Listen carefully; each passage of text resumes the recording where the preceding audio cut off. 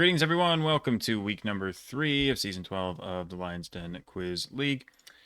We are back after a solid first couple of weeks. I finished 4th in week 1 and 6th in week 2 out of about 50 players each time. So, solid start. And yeah, we're back. Just not too much to say. 7 more quizzes, and we're going to get right into them with quiz number 1. I hate my New York Jets, but it is just general knowledge.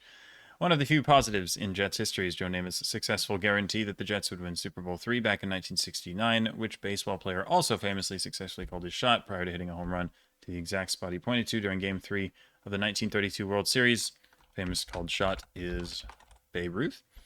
Namath also had less glamorous moments, like telling sideline reporter Susie Colbert, "I want to kiss you. I couldn't care less about the team struggling" during a 2003 Jets game.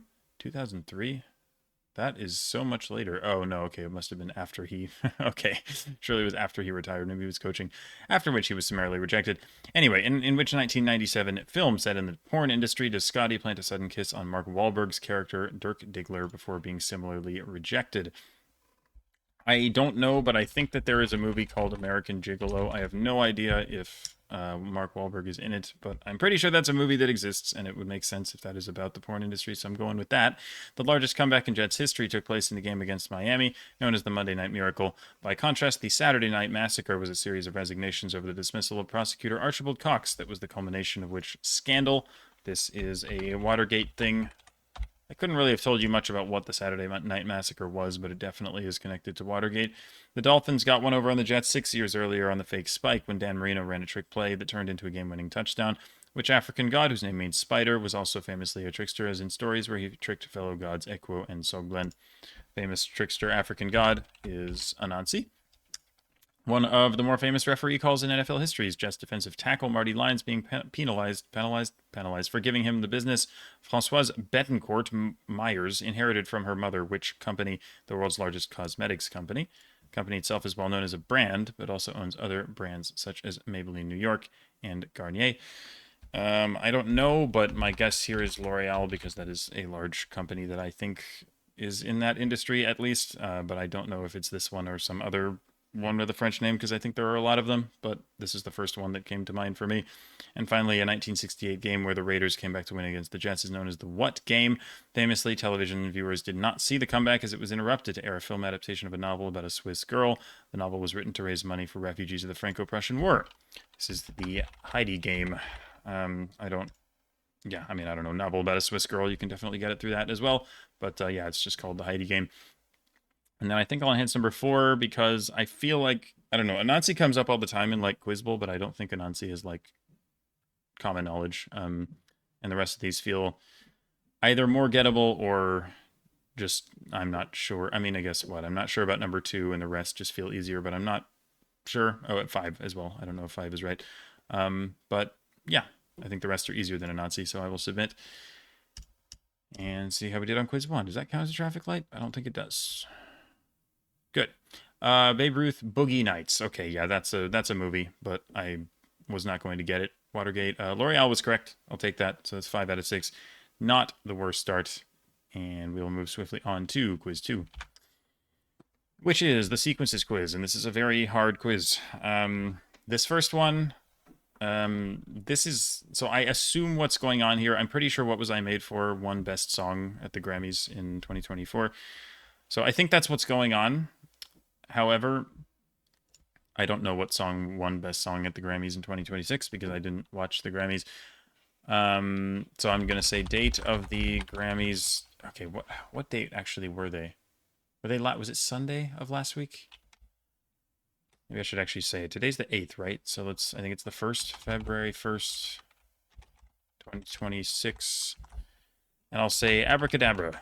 That is a song by Lady Gaga that was very, very popular this year. So maybe it won Best Song. I don't know. I didn't watch the Grammys.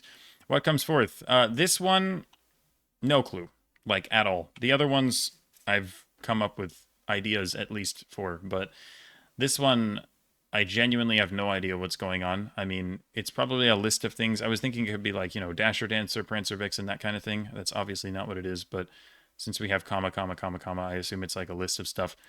But I don't know what it's a list of. It's probably a list of like 8 things. But I mean, rich, poor, like I'm just looking at this stuff and I can't come up with anything really. So I'm going to say Air Force member and Marines member, if in case we're going back to the whole military thing, but I don't think that's what's going on. What comes forth here? This one is quite easy, but it is pretty interesting. We have the four corners represented by corners of license plates. So Utah, Colorado, New Mexico, and then Southwest would be Arizona. So like what the bottom left corner of an Arizona license plate. What comes forth here? This one took me a second, but I did get it eventually. I figured this was I figured these were initials of people and that we were going forward in time, clearly. I'm thinking these are probably people that held some position. So I'm thinking, is it, Secretary General of the UN? Is it Prime Minister of the UK? That kind of thing. And that line of thought, thankfully, did get me to the right place. I believe these are presidents of France. So Jacques Chirac, then Nicolas Sarkozy, and François Hollande. So the last one would be Emmanuel Macron. So EM 2017 to, present. Oop, close parentheses. Okay. What comes forth here? This one took me a second too, because I was like, okay, are we just doing like 10, 30, 60, 100, just, standard whatever, triangular number sequence? But I was like, I don't know what the X's are until I realized what the X's are. So this is bowling scoring. It would have been kind of embarrassing if I didn't get this, given I bowl quite a lot. But yeah, first one is obviously you get 10 points for your first strike. If you double strike, then it adds, so you get 20 points for the first one and 10 for the second one. And then if you get 3 in a row, it's 30, 20, 10. So if you get 4 in a row, you still get 30 for the first frame, 30 for the second frame, and you'd have 20 for the third and 10 for the fourth. So it would be 90 in total. And I'm guessing that 100 is going to be the most common wrong answer here. And finally, what comes forth? Water, Kuruk, fire, Kyoshi, earth, Roku, and then presumably air. So I don't know what's going on here, but I figure this is like probably some Avatar: The Last Airbender thing, because it's like the 4 classical elements or whatever, and they're like Japanese names. And I'm pretty sure the guy's name is Aang, so I'm just going to say that and hope that that's what's happening.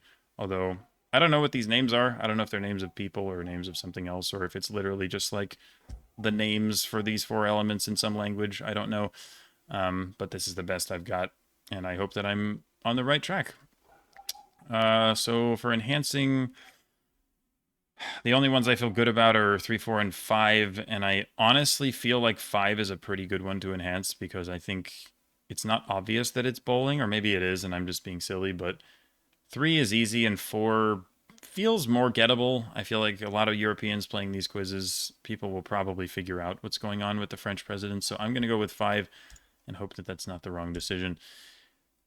And we will submit, and we will see. Okay. Wildflower by Billie Eilish. Sure, never would have gotten that. A beggar, man, and a thief. Holy moly. So Tinker, Tailor, Soldier, Sailor, Rich Man, Poor Man, Beggar Man, Thief. So this is a song, I assume? I don't actually know this. I know Tinker, Tailor, Soldier, Spy is a book, but... Oh god. I think this is just a skill issue, but I don't actually know what this is. I never would have gotten that either. Arizona license plate is correct. EM correct. XXXX90, 4 strikes. And then, yes, it is Air Ang. That's actually right.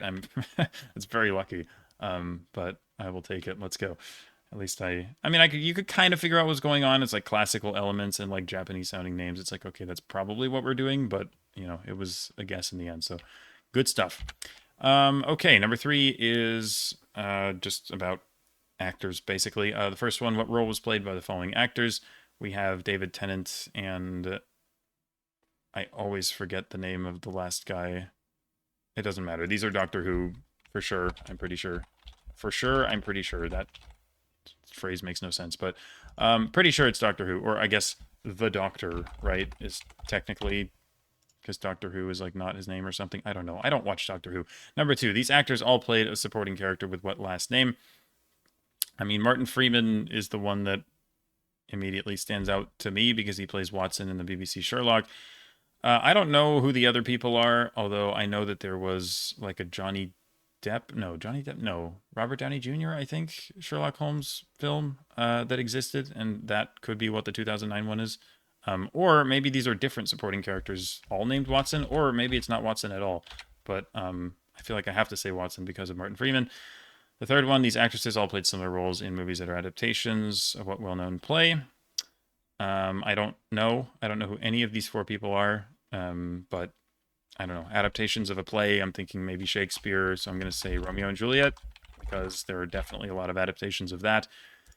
And then number 4, this one is driving me crazy because I have no idea what this is. I don't know who the first person is, and I have no idea what role Morgan Freeman and Whoopi Goldberg both played.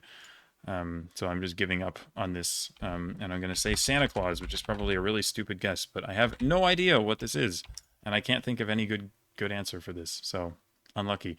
Number 5, these actors have all played what role on film and television? So Joaquin Phoenix, I guess, was the first one that I sort of figured out, and then I realized, wait, the third one is Heath Ledger. I don't really know.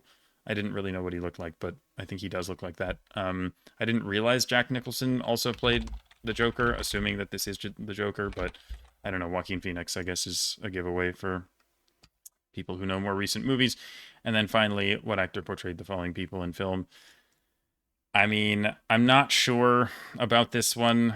I mean, the first one looks like Julia Child. The second one is Margaret Thatcher. I don't know who the others are, but I'm like, I don't know. I mean, an actor who portrayed people, I'm just gonna say Meryl Streep because these feel like roles that she would play, and I feel like you think of, I don't know, a female actor who is old enough to play these people and is famous. That's kind of just the first name that pops into my head, and it's like I don't actually know the answer, but it's like it just feels at least plausible. So I'm gonna try Meryl Streep and just hope I get lucky, and that's it. So yeah, not not my finest quiz, I don't think, especially because a lot of these are, I think, pretty well known because the average score on the quiz is really high, but I am not good at movies or TV, so yeah, kind of checks out. And then for enhancing, actually haven't even thought about what to enhance here. The Joker is right, but I think it's really easy. Do I enhance Watson? That feels so easy, but the Doctor's really easy too. With David Tennant there, like, all of these feel like not difficult at all, which is unfortunate because, well, I'm not even sure that Watson is correct. I think I'm going to enhance... Yikes, man. I'm going to enhance the Joker, but I think this still is going to have like a 90% get rate, genuinely. But is that... That's so easy, but they're all easy. Like, all the hard ones I don't know. Like, is Doctor Who harder? Or easier than the Joker? Maybe it is harder. I don't know. It's so famous. Whatever. I'm going to enhance 1 instead. It doesn't matter. I'm going to get like 0.1 points for this either way. So I'm just going to not bother. Okay. Apparently that was wrong. It's freaking captchas, man. Dude, are you serious? No, there's no bicycles. There's just a cat and a motorcycle. Okay, cool. Doctor Who is correct, of course. I assume the Doctor is acceptable. Nkuti Gatwa, that's his name. Watson is correct. I assume they are all the Sherlock Holmes Watson. Romeo and Juliet is correct. Let's go. Nice. God. Oh. Okay. I guess that makes sense. Yeah, I was like, what's a character that could be played by a man and a woman? Santa Claus is a little silly, although like you could have a female Santa Claus. That seems reasonable enough. But no, God makes a lot more sense. Alanis Morissette, what? Okay. I don't know. That's crazy. Joker and Meryl Streep. I actually got 5 out of 6 on that. That's ridiculous. That's so lucky. But honestly, probably should have been 6. But again, I have no idea what Morgan Freeman and Whoopi Goldberg played God in. I have, whatever it is, I've definitely never seen those movies. So unlucky. But yeah, I'm sure that's pretty easy too. I just don't know these things. Whoops. All right, on to quiz 4. This is all like medieval images of things. The below image of a woman and child fleeing a house being torched is depicted on a tapestry named for what French town? The image is a part of a nearly 70-meter long piece that depicts the Norman conquest of England in 1066. This is, of course, the Bayeux Tapestry. Not too much else to say about that. What is the common name for the below depicted and very much real creature? Knights fighting this creature are a common motif in 13th and 14th century European medieval art for a reason that has since been forgotten. Modern theories claim that it may have represented social oppression, death, or may have just been a humorous inclusion with no other purpose. I'm confused here. I don't know what the heck this is. It looks like a pig in a blanket, and I have no idea what is being clued here. Like, I don't know what's happening. I'm gonna say pig. It looks like a pig, but it has like armor or something, and I don't understand anything. But I've just never seen this before. Number 3, the below diagram represents a specific tiered location in a book by what medieval author? This author included within the work ends his journey with Saint Bernard of Clairvaux in a distinctly different location 2 books later. So this is the Divine Comedy of Dante. So Dante is the answer, or Dante Alighieri. And it even says Inferno in the description below the image. But yeah, limbo, etc. And then there's a bunch of like sins listed in the lower circles. So that is definitely Dante's Inferno. What is the French term for the allegorical genre that emphasizes the universality and inevitability of death? Originally devised as a memento mori, this type of art typically depicts a pope, emperor, king, child, and labor being led to their graves by a musically inclined death. Not sure, but my best guess here is danse macabre, because like I know that that's a term that exists and it shows up in like classical music and stuff. And I don't know, it looks like a dance. We've got one of the skeletons is like playing an instrument, and then the other ones are like actually dancing. So that is a French term that definitely exists and seems to describe what's happening here. So that's just, I think that's the best guess I'm going to come up with for sure. But I feel pretty decent about it. A particular exaggerated feature of the central woman gives the below painting its name. What is the title of this 1540 painting by Parmigianino? An alternate name for the painting uses the same adjective to describe the baby instead of the woman. So I really hope that I'm not wrong about this, but I'm like, the one thing I can name by Parmigianino is the Madonna with the long neck. And I think that surely, I mean, she has a long neck, right? So that's surely what's happening. And I'm just worried, like, is this another long neck thing by Parmigianino that's not the same one? Because I've never actually looked at the painting, the Madonna with the long neck. I just know it's a famous Parmigianino thing. So surely it's this. Like, the baby is probably Jesus, and then those are like angels or something. So I think it makes sense, but I don't know. I just don't know what else it would be, to be honest. I feel like asking for any other painting by Parmigianino in this league seems like crazy, because this already is pretty obscure. So I'm just going to go with this. And then finally, what is the name for any mythical or fantastic creature carved from stone and decorating the walls, arches, or roof of a building? This name differs from gargoyles, which are specifically carved creatures who were designed to drain water away from a building. So this is annoying because I read the first sentence and I was like, ah, yes, gargoyles. And then gargoyles was in the second sentence. So now I don't know what the heck it is, because I can't name another term for what I think of as a gargoyle. So I'm going to say turret, which I'm pretty sure is not anything. I mean, I think that's just like some sort of fortification that you put on like a castle or something. But I can't think of a better guess, because I didn't know there was another word for these things. So unlucky. Yeah, and I think I'm going to enhance the Madonna with the long neck, because it just feels hard, and I feel confident enough about it that I just think I don't know what else it could be, really. So yeah, enhancing 5, hoping it's not something else. And I have to find boats, apparently. Is that a boat? Kind of hard to see. I think that's a boat. Good. Bayeux, okay, snail. What? Okay, I guess it had like a shell-looking thing. It was kind of spirally. I guess you guessed snail because of that, but the head certainly didn't look like a snail, so I don't know what to do with that. Dante Alighieri, Danse Macabre is correct. Madonna with the long neck is also correct. The alternate title is Madonna and Long Child with Angels and Saint Jerome. Goodness. Okay. And then grotesque. Grotesque. Okay, sure. I'm never getting that either.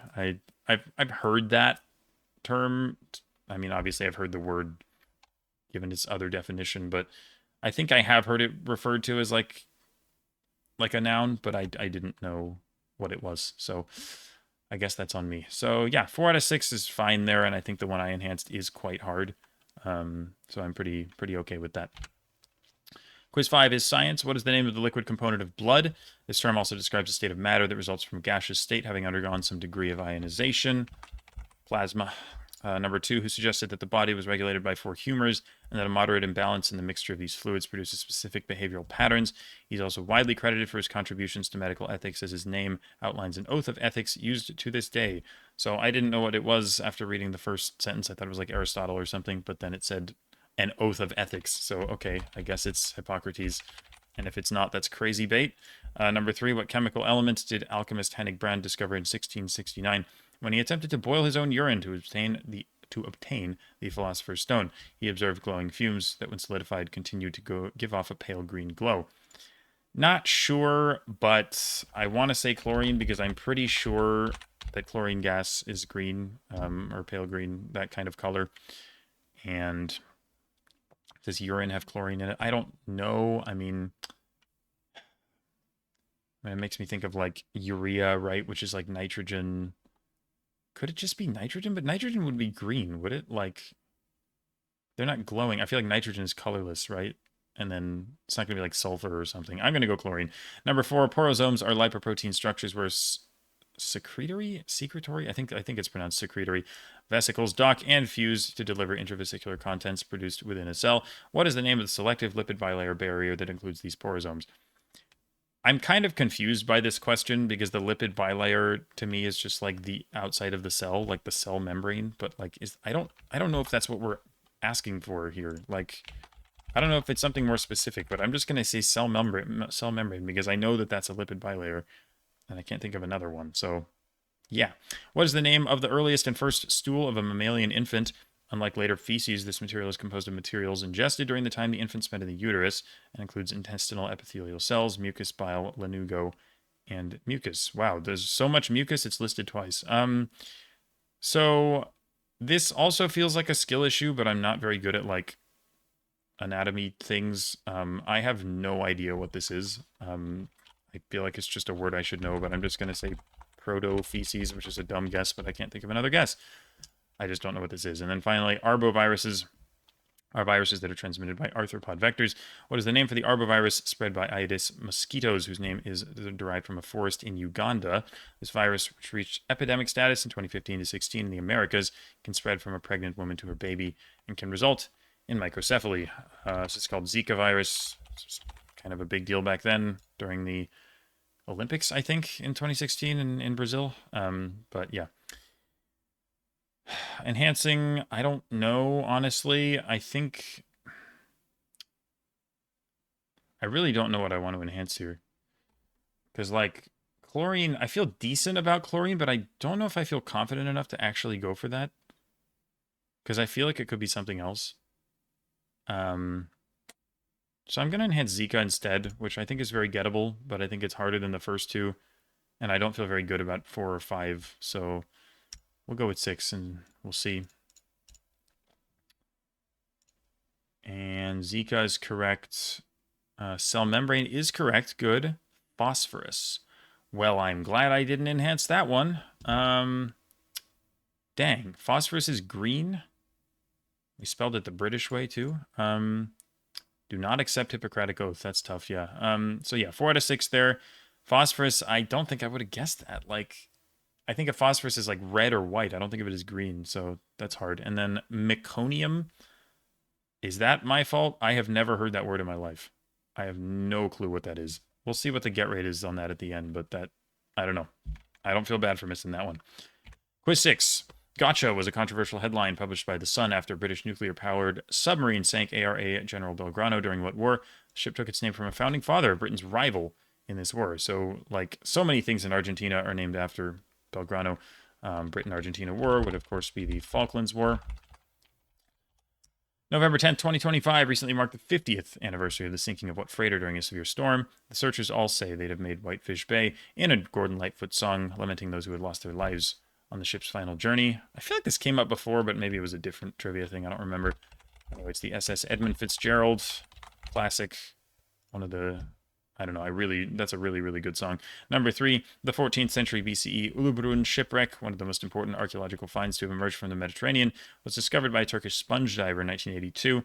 Among the various objects found in the wreck were massive ingots of two metals, historically sourced from Britain and Cyprus, respectively, named both essential components for one of the most important materials of the era. So Britain and Cyprus, I mean, Cyprus is literally named after copper, and then tin famously came from Britain. And tin and copper, of course, combined to make bronze. The White Ship disaster was a shipwreck near Barfleur, in which specific body of water. The death of royal heir William Adelin in the disaster, while traveling back to his country, resulted in an 18-year succession crisis known as the Anarchy. So, Barfleur, I mean, it sounds like Harfleur, and I know that there's a city called Harfleur on the English Channel in, like, Normandy in France. So, I'm going to say English Channel because it works for, like, specific body of water. But I don't know what Barfleur is. It could be a typo, but I am guessing it's just something else. But similarly named towns make sense for that area anyway, so I'm just going to go with this and hope that that's the right idea and it's not something else like the Bay of Biscay or something in the Mediterranean. Number 5, the Rainbow Warrior was a ship that campaigned against whaling and nuclear testing in the Pacific in the 1970s and 80s before it was sabotaged and sunk by French operatives in Auckland Harbor. To what NGO did Rainbow Warrior belong? Pretty sure it was Greenpeace. This was something I hadn't heard of not that long ago, but I learned about it recently and have now heard about it like 3 separate times since. So I'm pretty sure it's Greenpeace after having read about it a couple of times. And finally, the sinking of the Titanic saw the death of John Jacob Astor IV, a member of a family whose wealth came from their trade in what commodity? Trade in this commodity declined in the late 1800s as its ecological toll became more evident. I don't know. I've heard of Astor, but I don't know what the commodity was. I'm just going to say gold because I know that there were a lot of gold rushes in like the mid 1800s, and then maybe we realized, hey, gold mining isn't good for the environment. Neither is any kind of mining, to be fair, but it's still, I think the decline in the late 1800s still kind of makes sense for that, maybe. So I'll just guess that, but I really don't know what this is. And then I think I will enhance Greenpeace because I'm pretty sure that's not that easy, and the rest of these feel a little bit easier. So 5 it is. Click the bridges.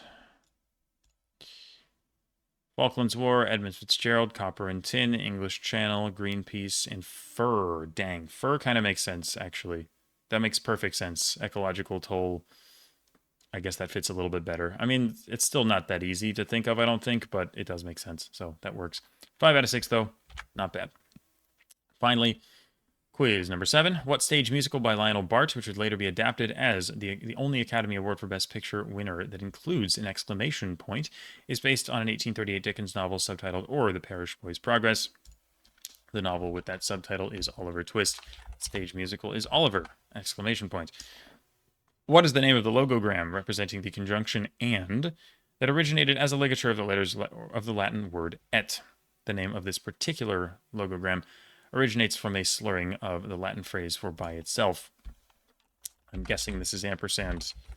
I don't know for sure, but logogram representing and just sounds like an ampersand, and I guess it could be ET together. I think that also makes sense, trying to visualize it. I guess, is it cheating to like type one? Does that look like an E and a T? No. Good talk. Whatever. I'm saying ampersand anyway. An exclamation point concludes the title of what Southern Gothic novel by William Faulkner named for a son of King David. This novel, detailing the life of Thomas Sutpen, was once included in the 1983 Guinness Book of World Records for the longest sentence in literature at 1,288 words, although the record has since been broken. Novel by William Faulkner with an exclamation point in it. Say Absalom, Absalom. I don't know what else it would be. Number 4, unconventional orthography and a sometimes complete disregard for proper punctuation were characteristic of the work of what early 20th century American poet? Tulips and Chimneys, published in 1923, is the first collection of poetry by this author.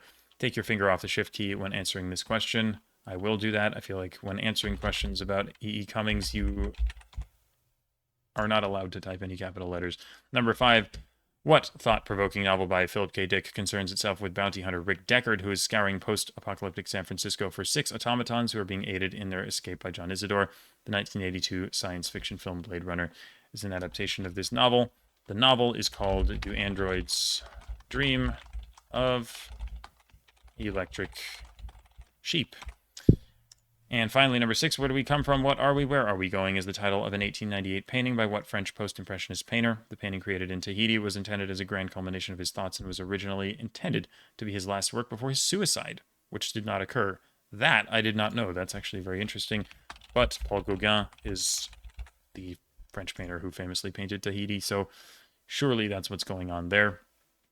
And then I think I will enhance Absalom, because that feels very tough, and I think I just know that because of Quiz Bowl, but that's a pretty deep cut for literature, so we'll go with that. But I feel pretty good about these answers here, so we shall see.